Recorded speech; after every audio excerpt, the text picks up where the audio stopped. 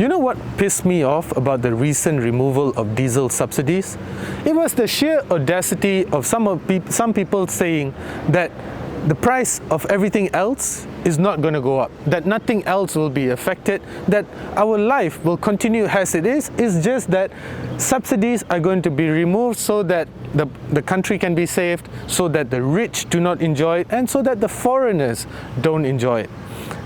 I do not know about you, but I'm sure that I'm not that big of an idiot to actually believe that. You see, the very next day after subsidies were removed, cement went up. And once the price of building materials goes up, everything else will go up. You can argue that some industries are going to continue to enjoy subsidies, and I agree. So the guys that, for example, run diesel trucks, some of them are going to continue to get subsidies. But what happens if they break down? So if sometimes you see these small Toyota Hiluxes and perhaps Ford Rangers and Isuzu D-Max, they go and they rescue these broken down trucks. Either they repair the tires or they carry out some major repairs. These guys come from some of these workshops and all that do not get subsidies. Unfortunately, they will have to increase their price of service. So what does that mean? It means that everything else, unfortunately, will go up. And once things go up, there's no coming down. The same is going to happen soon with the removal of petrol subsidies. And no matter what everybody says, price of goods are, unfortunately, going to go up. And that's where an adjustment to our lifestyles will have to happen. Whether we like it or not, price of goods are going to go up. We will have to work harder, we will have to work smarter, and some of the decisions that we make in life will have to move around saving money. And transportation is an integral part of our day-to-day lives. So how do you save money with transportation? You can't save money on toll. That is something that is fixed, and there's no way that is going to happen. You can buy an EV, but don't do that, because 7-8 years you might save the money now, but 7-8-10 years down the road you're gonna probably lose out on a lot on the resale value. You can Google what's happening in Australia with the used EV industry. It's just wreaking havoc over there, and that's a good indication of what might happen in Malaysia. The other thing that you can do is you can drive a car like this, the Honda CRV HEV RS. So this is basically the hybrid version of the Honda CRV. It's priced at 195,900 ringgit, and I quite like it. And besides that, it can do 20.8 kilometers per liter. That is huge. For comparison, the V-Spec, which is just one variant down from this and runs on a turbocharged petrol engine, does about 14.8 kilometers per liter. This thing is hugely efficient. How efficient exactly?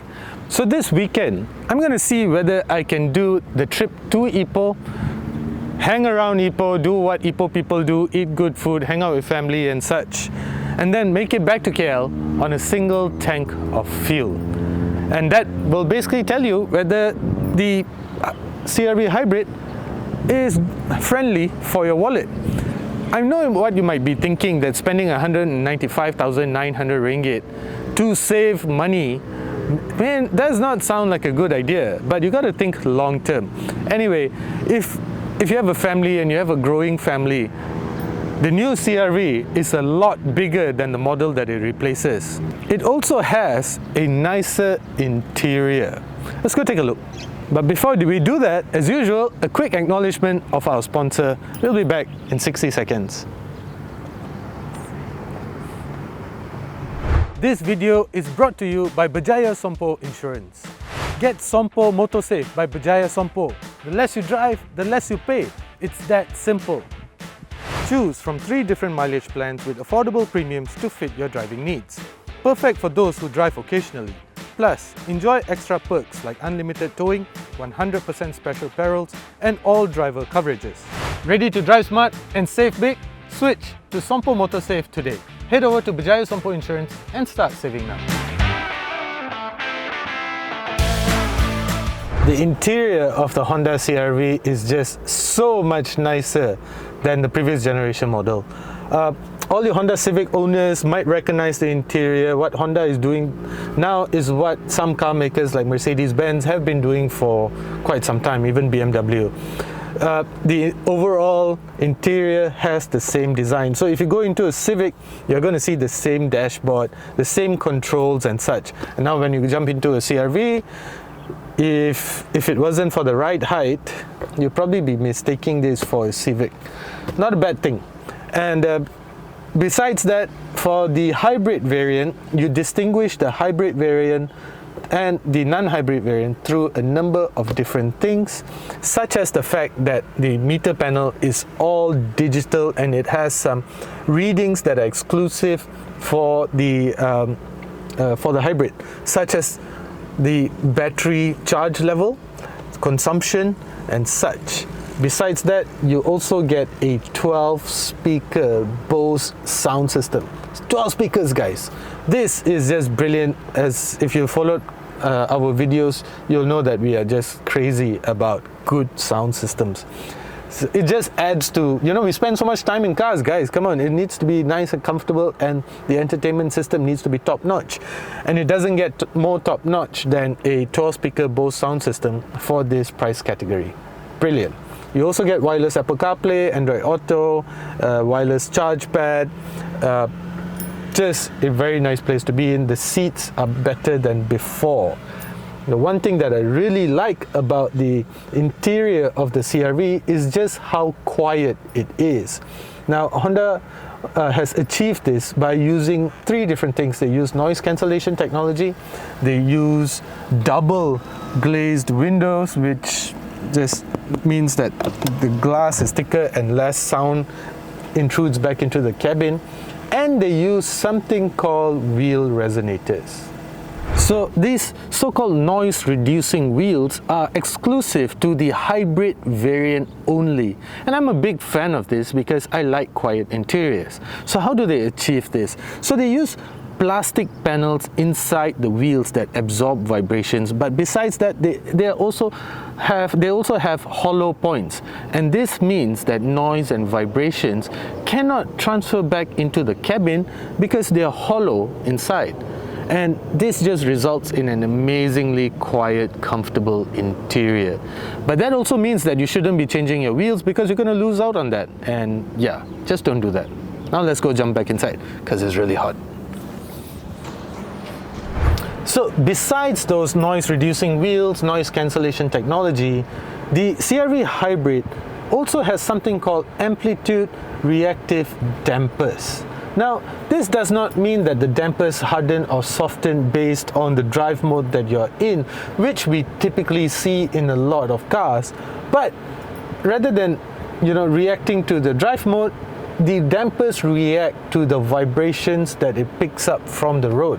So if it suddenly detects that a lot more vibrations than usual, that usually just means that you're driving over more uneven roads. So that's when it starts to absorb all those vibrations even more frequently than in normal mode, in regular driving conditions. And when it detects that the road surface has evened out and such, and that's where it'll get a little bit harder to give you better control of the car.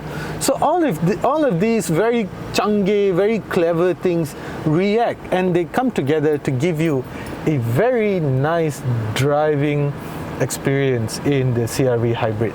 So that is something that I truly appreciate, and you really got to drive the Honda CRV V-Spec and the Hybrid back to back to actually experience how good the Hybrid actually is.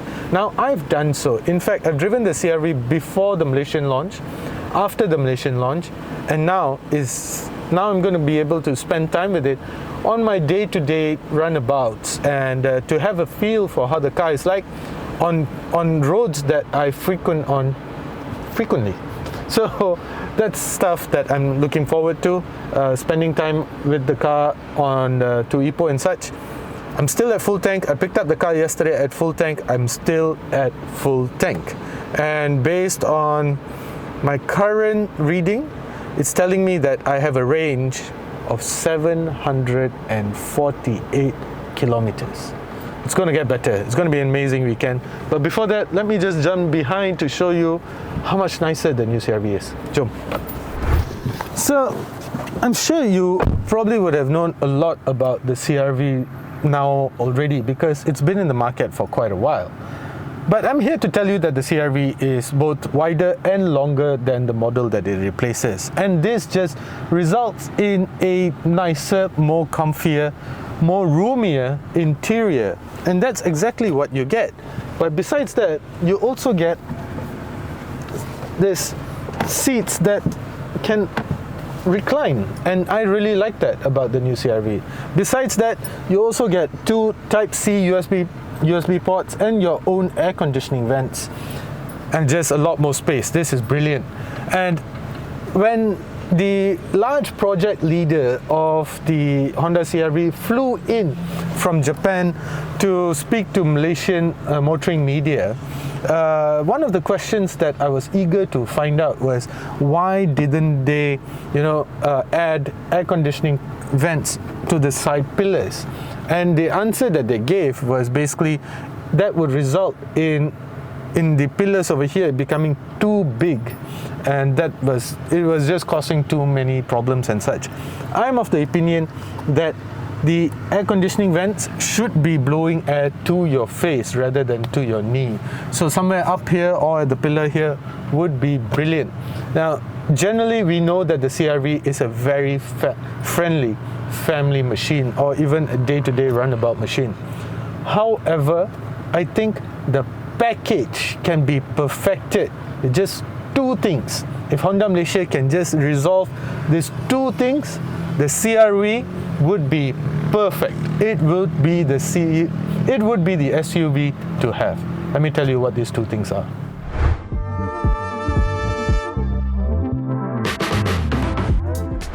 The other thing that the Honda CRV should have is a blind spot monitoring system. Now, I'm not sure why Honda has continued with this system that you're seeing here, the lane watch system. So this usually works by showing you what's on the left-hand side of the car if you give your left signal. Unfortunately, it does not work if you give your right signal, which is sort of counterproductive. And as you can see through this monitor over here, the image that you're seeing is actually quite grainy as well. So it's not very sharp. And this usually means that in low light conditions, such as when it's raining, or at dawn or at dusk or something, or even at night, you do not get a clear picture.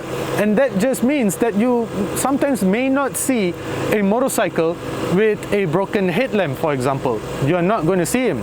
But if the CRV had a blind spot monitoring system, it will be able to detect almost anything on the blind spots of the car. So I'm of the opinion that if the Honda CRV had a blind spot monitoring system, it would just perfect that package. And this camera definitely needs to be a high definition camera. This grainy image, yeah, no good. So the CRV cannot be a proper fully functioning family SUV if it didn't have ample boot space, and the CRV delivers once again because the boot space is huge. But before we get into that, let's just take a moment to appreciate the rear of the new CRV. It's a much nicer design, very clean, very elegant, and looks very posh. Now though, imagine if I have my kid in my hand, diaper bags or groceries, I have my hands full. Now if I do this, okay, now that is convenient, but that is something that we see in a lot of cars, not exactly new technology. But as I was saying, boot space is mega, very convenient, huge, especially if you put some of the seats down, you get a lot of storage space. Good enough to even steal cows if you're so inclined. But now though, the one technology that I want to bring to your attention is called auto walkaway auto close. So if I'm about to carry stuff, I know my hands are going to be full, so just press this button, carry whatever I need to carry, and just walk away,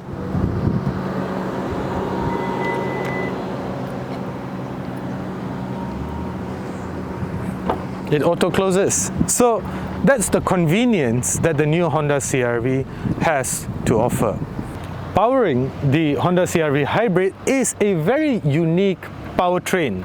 It's a 2-liter 4-cylinder engine, and of course there are some batteries and electric motors. However, what makes it unique is that there is no gearbox in the traditional sense. Power is sent directly to the front wheels through that electric motor. It does not have it does not have a gearbox, which a lot of us are quite used to. Honda calls it ECVT. It's just some fancy language to tell you that there is no gearbox. So what is the 2-liter engine for then? The 2-liter engine is more of a generator. When the battery has depleted, the engine will start up to charge that battery once again. And that is basically how the Honda CRV Hybrid is so efficient. It just relies on the battery and the electric motors a lot. And when you need to pick up speed, such as when you're on the highway, more cruising speed, that is when the engine and the electric motor work concurrently. Power is rated at 184 PS and 335 Newton meters of torque. The 1.5-liter turbocharged engine, however, has slightly more power, but it produces lesser torque. The Hybrid is also a lighter car compared to the all-wheel drive variants, such as the 1.5-liter turbocharged AWD variants, all-wheel drive variants. 0 to 100 somewhere about 9.7 seconds, and it tops out at about 187 kilometers per hour, which is actually quite brilliant. It's quite decent, in fact, because the Honda CRV Hybrid is more about efficiency rather than all-out brute power. Another new fancy piece of technology in the Honda CRV is the active shutter grille underneath here. Now it may look closed, but when you start moving and at certain speeds, it opens up. And what this does is that it makes the car more efficient when it opens and closes in such a manner. In fact, it contributes to 0.3% of fuel savings, and that just adds up over time. Small pieces of technology like this actually adds up over the long run to give you better savings and better fuel efficiency.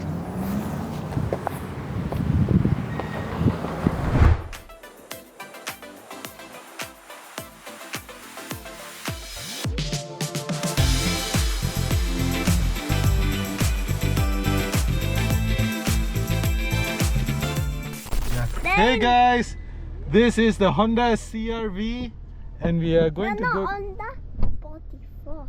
That's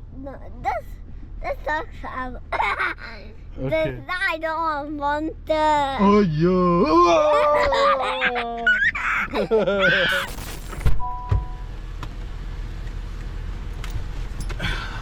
Finally getting going.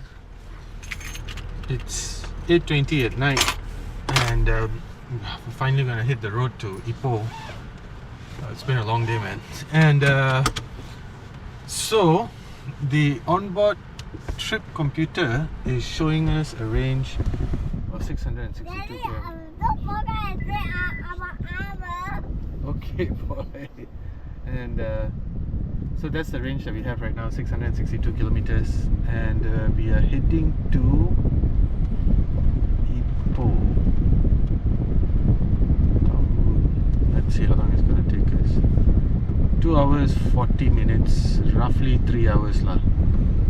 Yeah, so it's a long journey, and I don't have the average fuel consumption right now, but it's going to be a long journey. And remember, the point of this video is to see whether we can make it back to KL on a single tank of fuel. Yeah, boy. Hey guys, what are some of the things that you consider when choosing a petrol brand? For me, I make sure that the petrol can keep my engine clean and also give me better mileage. I'm sure everybody thinks about this when choosing a particular brand. With BH Petrol's Infinity RON 95 Euro 4M, you get precisely that. It has special German additives that reduces the amount of deposits that build up in your engine over the long term, keeping it clean. It also has improved friction modifiers that reduces the amount of friction that your engine has to go through, ultimately giving you better mileage and making BH Petrol's Infinity RON 95 Euro 4M the right choice.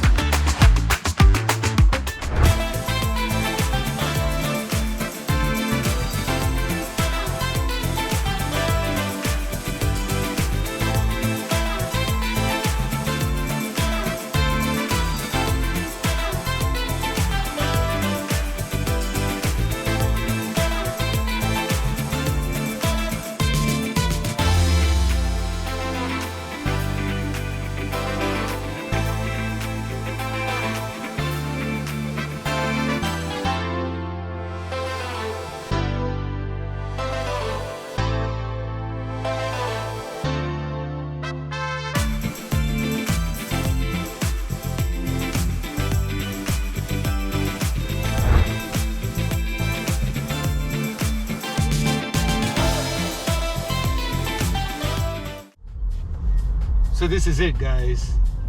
The final verdict. Yes, we've made it back to KL on a single tank of fuel. Did everything that we wanted to do in Ipoh. Met family, had a lot of durians, had all the yummy Ipoh food, and did everything that we Ipoh people do lah. And one of the things that I was quite keen to explore about the CRV Hybrid was whether or not it actually lives up to the manufacturer's claims of being able to, travel so far, over 700 kilometers, nearly 8 on a single tank of fuel.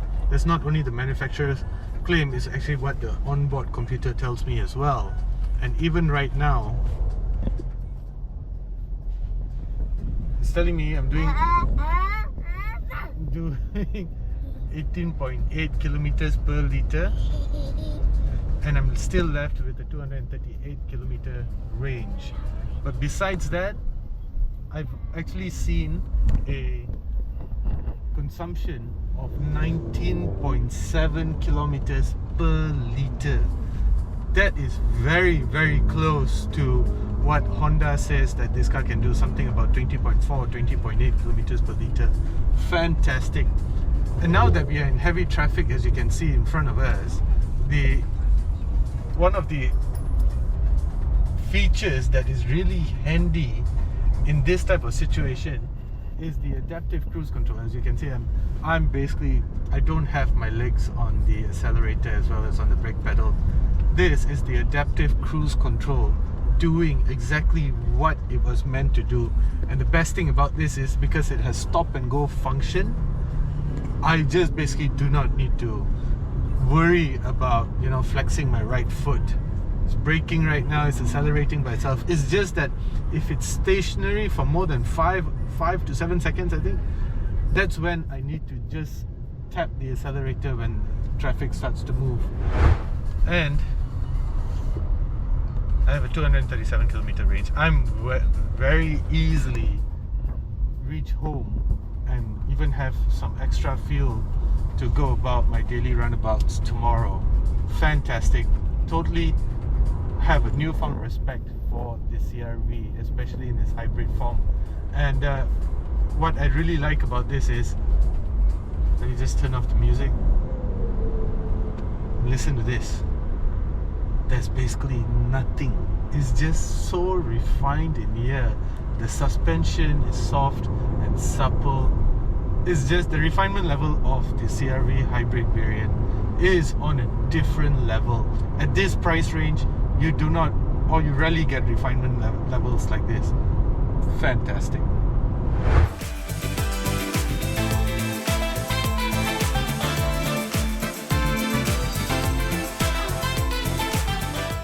So finally made it back home.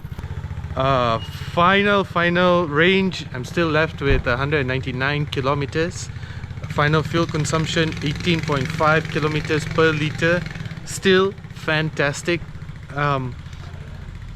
As I said earlier as well, I just really like the refinement of the car, how comfortable it is, and even the power was just nice to cruise at about, you know, well past the speed limit. You could comfortably cruise there, and the interior was brilliant. If there's any feedback that I have to give, perhaps the brakes can feel a little bit spongy, but that's a common character of hybrid braking systems, because they don't only need to stop the car, but they also work to regenerate or recharge the batteries at the same time, so they always tend to have a spongy feel. And besides that, the suspension was nice and comfortable, always compliant yet comfortable, very plush, no complaints there.